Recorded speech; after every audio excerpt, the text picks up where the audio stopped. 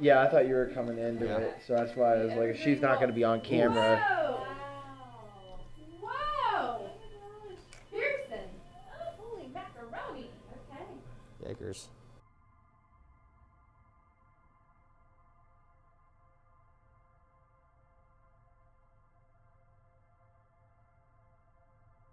My name is Michelle Dillon, and I've been associated with the Alliance Historical Society for about 10 years.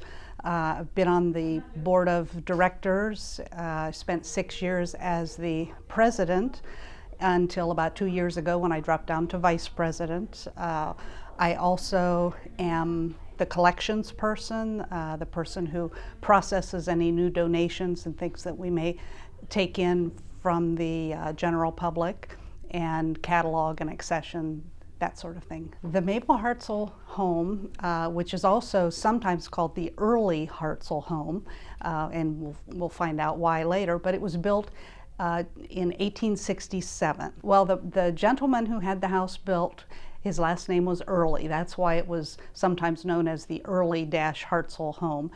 His name was Matthew Early. His wife was Mary Edwards Early. They married in 1865, and 2 years later he had this beautiful home built for her. Before the investigation, I knew the home was built in 1867. I knew it belonged to the Earlys, who adopted a lady by the name of Mabel Hartzell. Later, when they ended up passing, they actually left the house to Mabel, and then she had worked for the Alliance Historical Society and donated the home to the society before her passing, so that they could keep it preserved and be able to show people a little piece of history. The Alliance Historical Society was founded by Mabel in about 1939, and the Alliance Historical Society did not take over the control of the home until after Mabel passed away. She willed her beautiful home to us when she died at the end of 1954. We love it anytime there's a lot of history to a location. Especially with this being such a historical house, it made the investigation that much more exciting. So I think she would be appreciative of the fact that we're trying to appreciate the history of her beautiful home. It was a great opportunity for us because nobody's ever been able to get into this house and investigate it. We felt honored that the Historical Society trusted us to come in and be able to do the investigation. I just recently learned that one of our board members may have had some feelings of maybe not being alone. I really didn't know what to expect. There was only a little bit for claims of activity before we went into the location. So we really didn't know if it was only going to be a little bit, if it was going to be residual energy, or if we were going to get something intelligent to come across. My expectations coming into the Mabel Hartzell home is I knew there had been activity, and I really wanted to come in and, from the mediumship perspective, see what the spirits were trying to relay to the living, the caretakers, and the people that love the home. And I was excited to do that. All right, now that the walkthrough is over for you two, I'd love to find out what you discovered on your walkthrough. I am picking up on stuff that it's like a hidden pain is kind of the way I would say. I know what I want to say, but I have it wrote down, but I just feel like sometimes our pain we don't share with people, and it's not like a bad thing, it's just it's the root cause of a lot of mistrust and sadness, for sure. I kept hearing, falling into despair, I can hide here, there's no hope. That's just his residual thoughts that I was hearing. I thought everything that they picked up on the walkthrough was just about spot on. It's almost as if, like, if a man were to make a very serious financial decision, like, there would be that also. Oh, okay. But I don't know why that would fit into that room, because it's not an office, you know what I mean? No, but it's more of a, yeah, but it was more than that. It's which room? If you go up the stairs, it's the, like, right, when you go up the steps, it's like right across. Yeah, you have to kind of backtrack around the space. Yeah, not the two back bedrooms, it's this one over here. There was just this feeling of like, if you're gonna put a lot of money in investment or something, or if you're gonna do something like that's like a contract work or build something. It's big though. It's not necessarily. I know you're laughing, Pearson, but I mean, I'm just laughing because it No, really because matters. we know what you're talking Yeah, about. we know. It was interesting because while they're doing their walkthrough, we were having an opportunity to speak with some of the ladies from the Historical Society that were filling us in on all the additional history of the home and some of the objects in the home that the general public doesn't always get to hear about. And when they were done with their walkthrough, they hit on so many things that we had discussed. North of here, there was in a place called Bolton, like kind of just outside of Alliance, and they had there was a bolt factory there at one point, but there was also a drop forge that Mr. Early had invested in. This is probably around 1906, 1907. Well, that investment kind of went sour, and in 1908, Mr. Early tried to commit suicide in the bedroom upstairs. Because of a business venture. Because of a business venture. That's why we In got that down room? in that room. With it set up like the children. When I tell you, when I talked about that room, I literally wrote, "It's a lie." Oh my God. Okay. And I don't know. I literally wrote, "Feels off in here. There's no children in here." Yeah, it is weird because children did grow up here, and even though that's a smaller bedroom, if we read the newspaper articles, big headline on the front page of the paper that he tried to commit suicide by slashing his leg with a penknife, slashing an artery.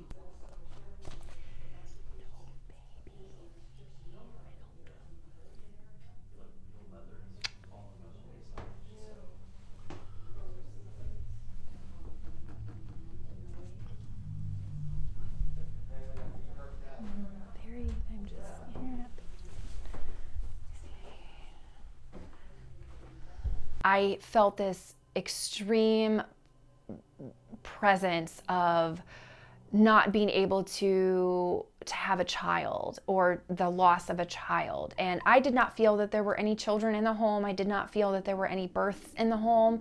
However, the feeling of wanting that and desiring that as a parent or as a mother, I felt that very strongly. And I literally wrote, there were no children born in this house. And I wrote it seemed like none of them actually lived here. Not to my knowledge. Wow. It's probably unusual, I would think, for a couple not to have any children. Right. I think So it's there very could have been plausible some that there pregnancy may have loss. been miscarriage or Yeah. or something, but we have no knowledge of that. Wow. From any of family I hope papers. that we have that on film. Could maybe that have Yeah. led to when they turned to adoption? That would make sense. I only think they adopted Mabel because they were Oh. friends of the family. Wait, they adopted Mabel? Well, Mr. and Mrs. Early lived here in this beautiful home. They had no children of their own. Mabel Hartzell was the daughter of a family friend, and she lost her mother when she was about 8 or 9 years old. And the family had 3 small daughters, and I think it just worked out very well that Mabel, the oldest daughter, came to live with the Earlys. They had no children. Mr. and Mrs. Early could give her a loving home and take care of her and make sure that she was educated. And so she came here as their adopted daughter. Oh, Mabel was adopted? Yeah, legally, yeah. That is why her and Mr. Early are so connected, because they both loved this house so much. And I literally said on the way here, all I want to do is know how she got this house. That makes so much sense. Yeah.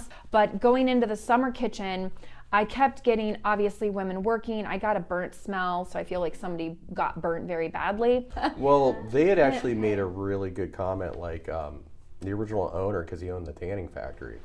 The smell that he probably would have carried with him, because how they treat the skin of the animals. The burn in the... Are you kidding me? Shut the front door! I wasn't trying to ruin it, that's why I was like, Yeah. High five! High five! I was walking around thinking, what is that smell in here? Yeah, it would be a smell Wrote you in my wouldn't be notebook, used to. Again Interesting. with the weird smells. Yeah. I definitely picked up a very significant burn in the kitchen area, and we were able to validate that with the caretakers. He was a tanner by trade. Who he learned his tanning trade from, I don't know, but probably just from living off the land and doing his farm work, it was something that he picked up. That front bedroom is like, this woman in particular is like her favorite place. I don't know if maybe she passed away in that room. If anybody passed away in that room. I literally wrote prayers and death. I said deathbed, Yeah. prayer, God, Any God, name? God. Did you pull a name or a letter? I didn't. No. But I got, she liked to look out the window in the hallway. And I got, there's a picture frame and a doll's angel thing wearing white that's sitting on the dresser right in front of the bed. And I feel like we're gonna get like some kind of activity around that because it was very important to her to point it out to me. Okay. Okay. And I don't know why, but she's just so attached to that bed. I think she probably had to die in that bed, and she kind of said like that window was like her final comfort. It's a little hard to make out. It but there's is, and there's something like there. nothing over in that section that would. Yeah, unless it was like glare from the mirror, or like a smudge, or. Well, that little dress that's set up there, it was setting off a figure. Yeah, well, it kind of. SLS mapping. Yeah, I was gonna say the SLS could be mapping it because it does It kind of is. look like a figure. That might mess it me up mapping up it? here, the Yeah. dress mannequins and stuff. Oops. Let me take that again without. But look, it's It's moving. It's moving away from it. Is it? It's Yeah. like Oh trying my to climb up gosh. onto the ceiling. It is. Oh my gosh, Sheila, let me come around and try and get this on my camera. You're gonna kill it. Oh, am I? Did I walk in front No, of it? Did I you do didn't that? kill No, it. I didn't. Oh, Yeah. well, it did. Now it's back on the dress. My feelings on the SLS figure at first were, okay, it's a night dress. It kind of looks like a person. So yeah, the SLS camera would naturally want to map it out. But what was really interesting about that was at times there was no SLS figure. It did no mapping on the nightgown. And then there was a few other times where it actually left the nightgown and then came back to the nightgown, which you really can't explain. So that kind of got our wheels turning as far as if there's some type of attachment maybe with some of the stuff in the room. Typically, when I'm in the hallway, I'm not in each room for very long. A lot of times it's when I'm coming to open up the house for tours and I'm making sure all the lights are turned on. Yeah. Just feels like I'm being watched to make sure I'm not messing with stuff I shouldn't be. But it doesn't feel unfriendly, you know? I don't think there's anything unfriendly. No, and it's just a more of a curiosity feeling, like what are you doing here? Are you happy with the way everyone has been caring for your home and your personal objects?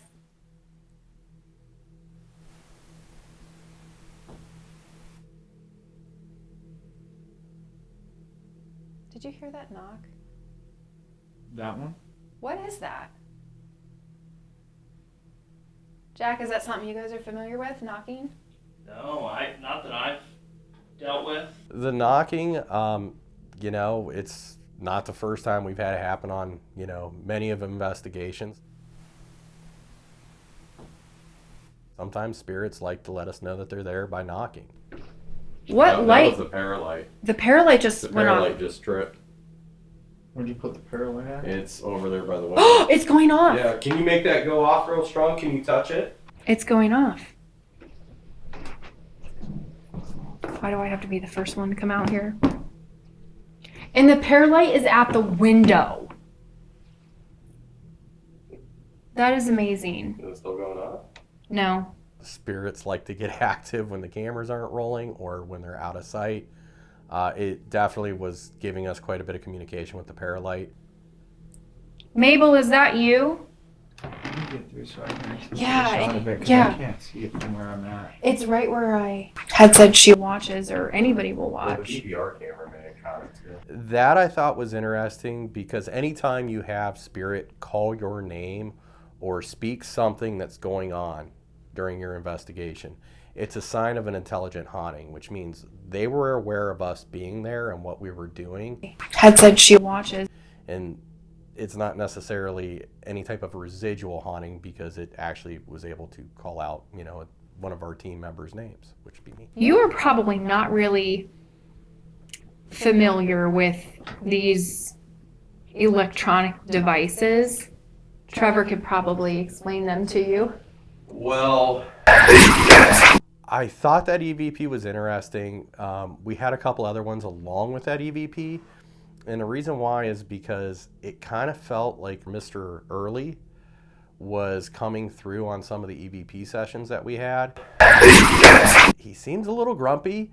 He's not a bad guy, but some of the EVPs we did get, it seems like he likes his space and he may be a little bit on the grumpy side. Your presence is supposed to set off electromagnetic energy.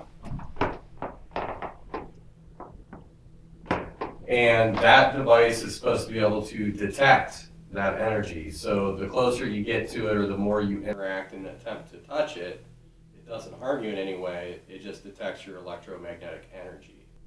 Okay, Gwendolyn. Where do you want us to be? Do you want us to be out here at the window? If so, flicker the... Oh, yes, you want us to be about the window? Okay. Do you want me to come over by the window? I knew it was going to be very active because I saw Mabel with my psychic eye standing in that window spot. And it was a place where I feel like she spent a lot of time to just kind of focus or meditate.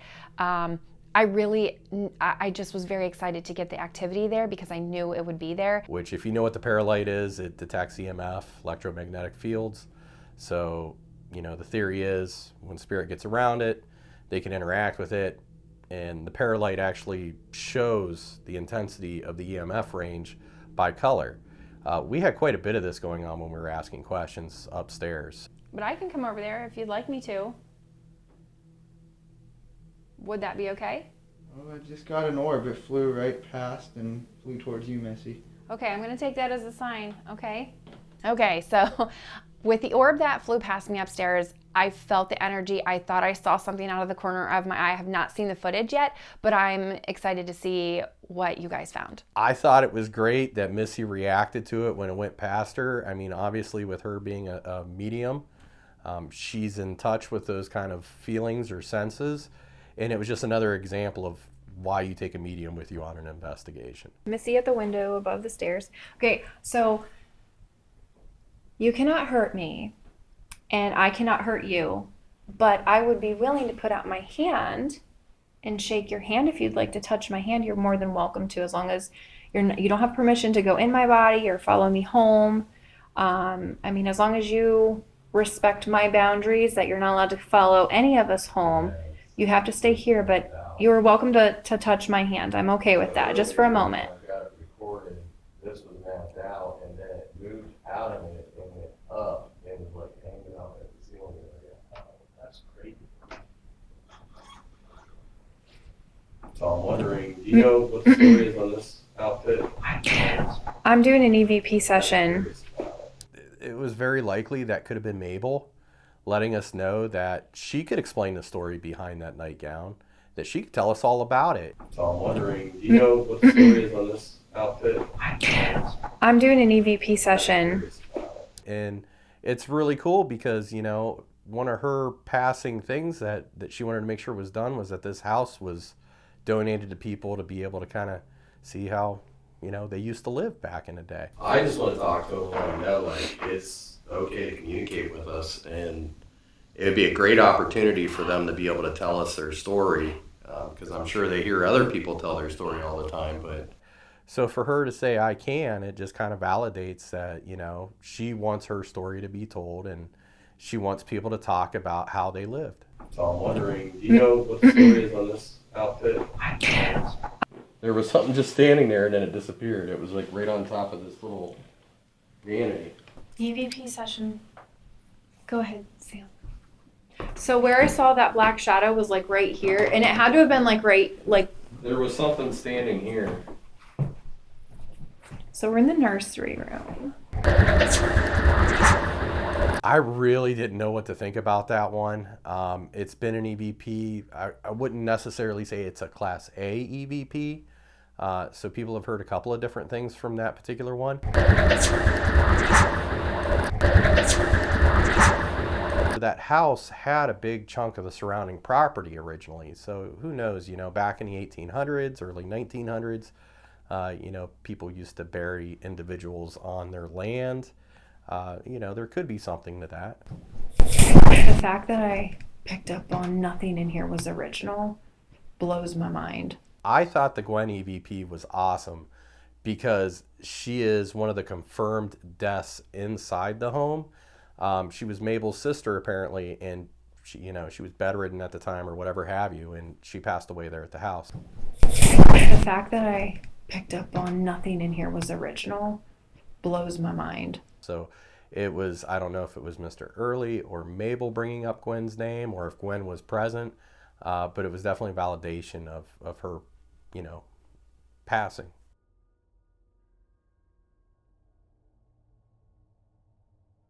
I thought it was very unusual to see an orb kind of go up and bounce around like on a bed and then go underneath and shoot out. Of course, we caught a lot of orbs on all the DVR footage, and then of course on the other cameras. It's an older home, you know, you have dust floating around. There was plenty of that, but this didn't act like dust. It kind of moved around on its own, had its own flight path. So it was definitely interesting. Uh-oh, I just got a little battery. Oh, something just got your just battery died. drained? And also the Ovilus just said myself. Mabel. And I have the chills all over. Mabel, is that you? Is this Mrs. Early?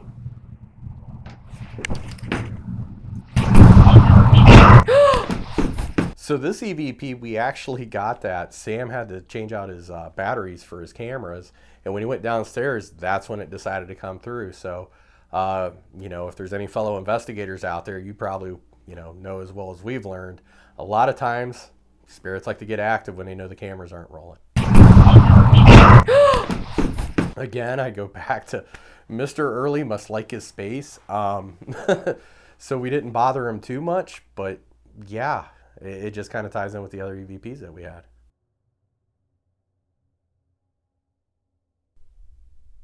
Are you supposed to be here?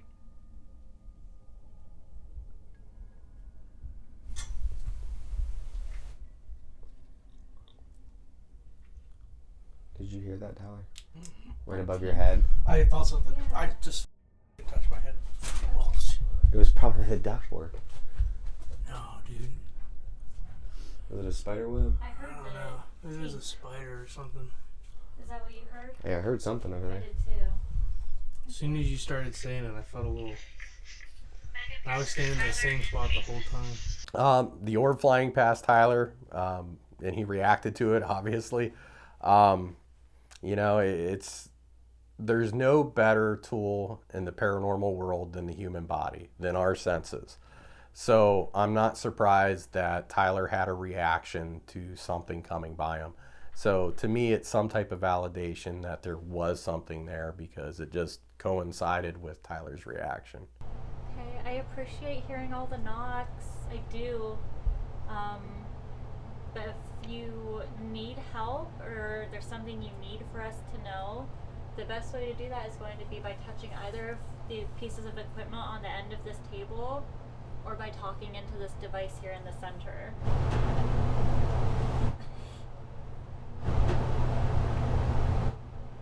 Is that you over there?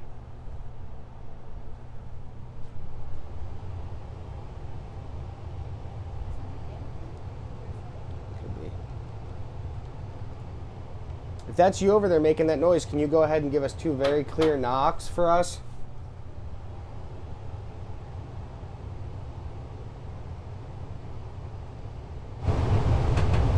That was straight 2. Doom doom 2. Okay. Thank you so much. The 2 knocks in the basement, kind of that acknowledgement, letting them know that, hey, I'm here. I hear you. See, I can knock. It's just, again, it's validation that, you know, they're trying to communicate with us the best way they know how. That or they really like to mess with us. So I feel that the knocking was direction from the other realm and the spiritual inhabitants of the home to direct us at a location in the home, a specific room that needed attention to it. And I felt like that's what the knocking noises were for. What was that? What was that? I heard that too. That was a voice, right? That was a voice. That was a voice? You heard that, Tyler? Yeah. Yeah. I Ooh, I couldn't just got tell what it said. It Same. sounded like a chipmunk or something to me, to be honest. Oh. That I really can't say too much about. I'm not surprised. There was a few interesting things in the basement that we did come across, but pretty cool. I'm not sure who was talking, but we appreciate you. And I just wanted to bring the toy a little bit closer, the device we have. If you get close enough to that antenna, it'll make those colors light up different colors and make a little bit of noise. But I promise it will not hurt you at all. We're not here to hurt you or harm you in any way. So if you want to communicate by touching that antenna or getting close enough to make that device go off, we would appreciate that. We're just going to kind of leave that over there and continue trying to make communication with you, okay? The shadow figure in the basement, okay. Only a few times have we been able to catch a shadow figure on camera. It's a great piece of evidence. First thing we did was try to debunk this. You know, was it something with the lighting, with, you know, our team being down there or the camera person? And we were able to, you know, say that we couldn't debunk that. So we're pretty confident that we got a solid shadow figure down there, almost trying to interact with the REM pod. It's right in the area when they were asking.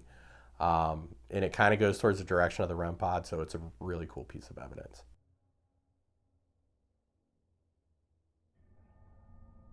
I feel like they're very reciprocate, whatever, receiving. They're receiving the music very well. I feel like we're not the only ones down here. Oh, thank you for clarifying. Did you see it go off? I kind of felt like that stirred things up for the simple fact that, you know, we know Mabel's family like to entertain people. You know, music would have been a common part of that, so I'm sure it kind of stirred up some activity. Along with that, we know that her family liked music, and we tried to play kind of era-appropriate music in the selection, and they seemed to really interact with that.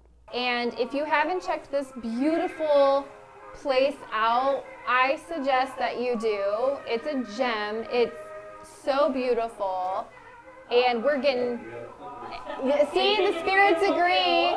Yes. Did you get that? Yes, they do. Yeah, oh, I'm getting everything right now. Thank you. Yeah, the spirits agree that this home needs to be enjoyed. That's what they built it for. Let's try.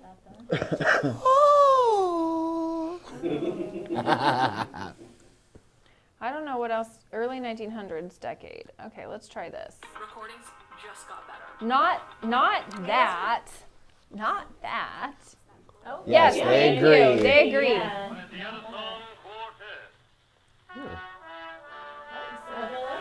Now this is a USA song, and you are all American, as I suggested. Yes. So hopefully you enjoy it. If not, flash the light. If you don't like it, light this one up. Like that. Make a noise. Like that. And I'll change it. You could also play the Evergreen Waltz. Oh, Evergreen Waltz. Okay. Pearson, that's what you're good for here, man. For the Piano, composed by D.W. Christ. Okay. By who? D.W. Christ. C-R-I-S-T. Okay. The Evergreen Waltz.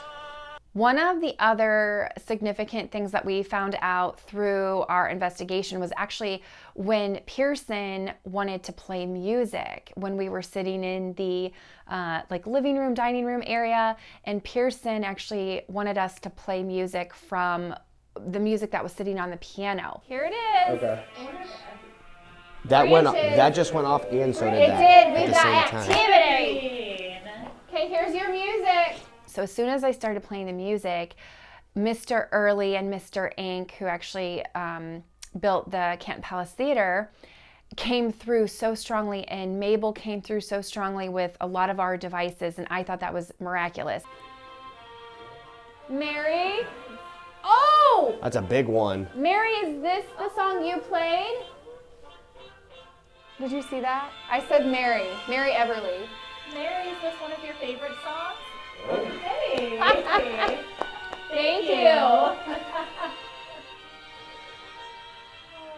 Beautiful song. It is very beautiful. Anything on the obelisk, or is it staying quiet? Ooh. Oh, wow. Wow. Oh, you really like this. Does this make you happy, yeah? Hey, Jack, maybe you guys need to play some Sound like a chicken. I guess so. Yeah, that was a nice solid there for a minute. It was beautiful, it was intelligent, it was interactive. So the spirits were really letting us know that they enjoyed having the music in the home. And I hope that the caretakers of the Mabel Hartzell home now will use and utilize music from their era in order to elevate the vibration and the frequency in the home, and you know, make it a little bit more alive even for the non-living. Yep. You guys should dance. Did you guys like to dance when you would play this type of music? Did you dance together? Oh, wow! That's awesome. Well, I hope that you enjoy our company as we have enjoyed your company. And it seemed like anytime we talked about, you know, maybe moving away from the music, or if they liked the music, it tended to get very active. And Mr. Inc., are you here also?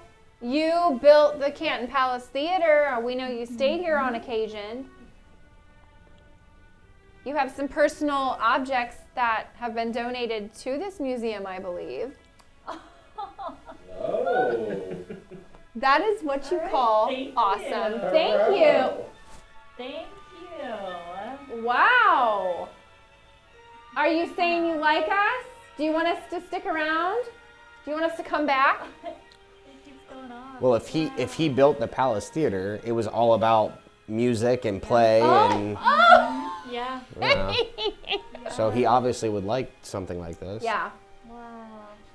Do you think we should investigate the Canton Palace Theater, Mr. Inc.? Okay, we will check it out. Maybe we can talk to Georgia and go back to the Canton Palace Theater. I want it to go up higher. Can you make it go higher, Mr. Inc.? Please. Oh, thank you. Can you go higher than, oh wow. Can you go to red? Can you try to make it go to red, please? It's all the way at the top. It's like one of those carnival games. Yeah. It's hard to say if there's any type of connection with Mr. Inc. from the Palace Theater or not. You know, I'm sure they know who Mr. Inc. is, so just by maybe mentioning him, you know, they could have started to want to communicate they were acknowledging us. I really think that may have been more what was going on. Whoa! Pearson! Holy macaroni! Okay. Yakers. Wait, who's that picture above there? Do you know? That is President McKinley. Oh, I should have probably known that. Do you want me to back up? Like I feel like I'm getting yelled at. Oh, okay. Oh, do you want more music? Can you not hear it? Oh, It's starting over. oh yes, we're getting it. We're getting it. Sorry. Actually, I'm gonna take my phone. If anybody else can use your phone. I'll use mine. Okay, because I want to try to record. And I'll see if I can. Because I think this is. We are setting more music up. This thing's going nuts. Yeah. Oh yes, guys. Oh yes, we're getting there. We are getting there, man. We're getting there. Yep, we're getting there. Wow. We're gonna play your music. Just And to think, hang on a earlier I was second. worried that I didn't get enough of the paralight on camera. I think that changed. Did it. Oh my goodness. Wow. Okay, Mr. Inc., we're coming. We're coming, okay? We're gonna get the music playing. Wow. I thought it was really neat that we were getting the paralight activity at the same time because, you know, we had things going on in the spirit box, and then here we have validation yet again on the paralight that we're getting, you know, increased levels of EMF. And they were definitely wanting to let us know that they were present. Morse code.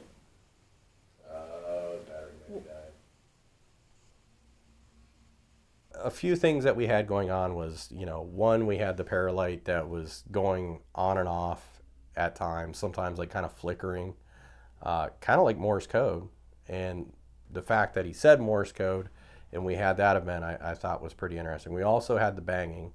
So, who knows, maybe he was trying to communicate with us through tapping on the walls.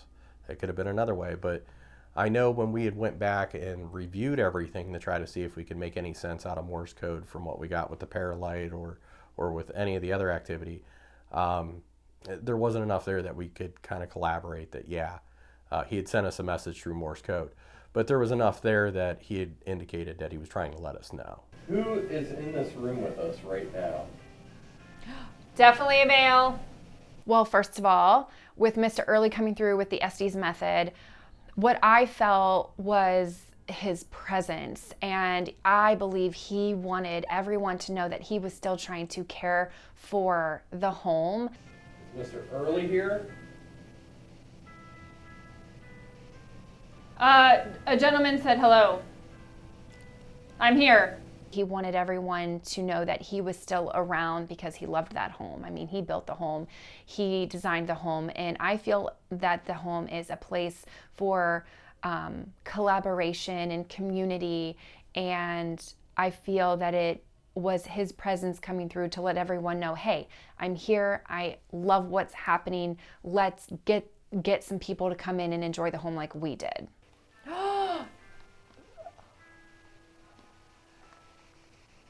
What did somebody just ask? Because a man came through and said, Mr. Early. I thought it was great that she was able to get Mr. Early to come across on the spirit box. Just yet again, validation that we believe, in our professional opinion, from what we gathered, that Mr. Early is present there at the Mabel Hartzell home.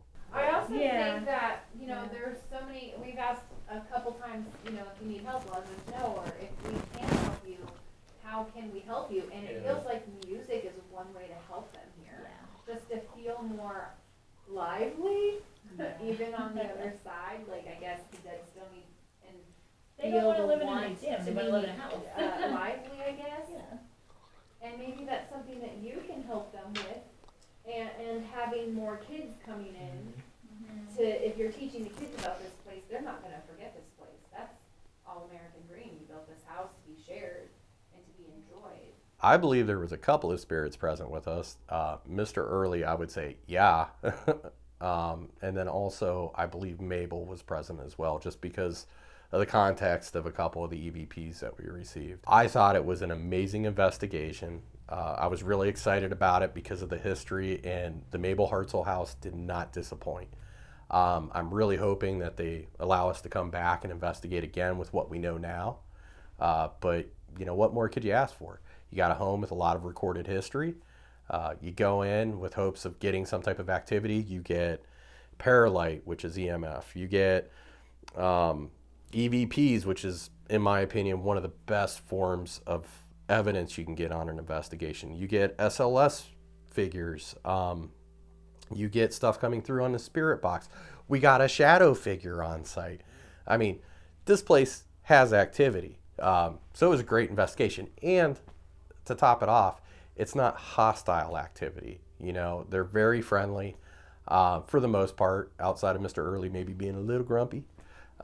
But it was a really good investigation. When it comes to my final thoughts on the Mabel Hartzell home, what I believe is that since the renovations, the spirits that still stick around are very excited about what's to come. And because of the renovations, now they want people to come together. They want the community to come in and see. And I'm hoping that if you're watching this, that you take a moment or a day and go visit the Mabel Hartzell home in Alliance, Ohio.